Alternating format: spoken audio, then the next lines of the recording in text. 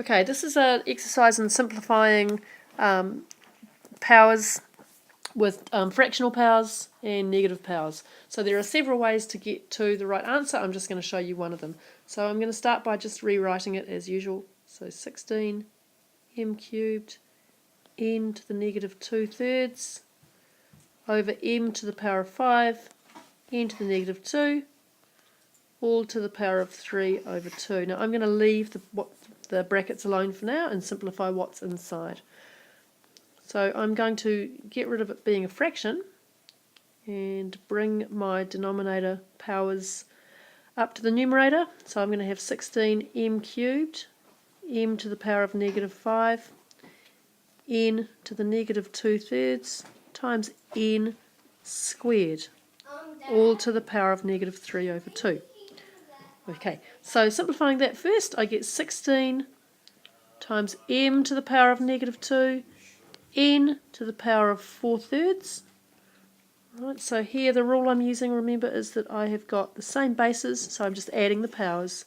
Same bases n, so I add the powers. Right, and that is all to the power of negative 3 over 2.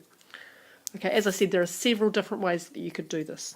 Okay, now next thing I'm going to do is do each term inside the bracket to the power of negative 3 over 2.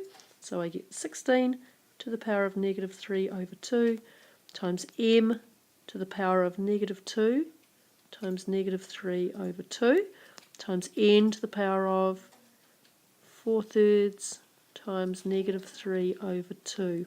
Now you probably wouldn't write that whole line out, but I'm doing that so you can see what's going on. So 16 to the power of negative 3 over 2 equals 16 to the power of 1/2 to the power of negative 3 times m to the power of 3 times n to the power of negative 2. 16 to the power of 1/2 is just the square root of 16, which is 4.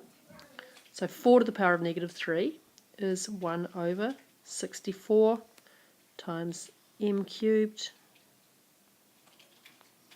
over n squared, which we can write more nicely for our final answer as just m cubed over 64 n squared.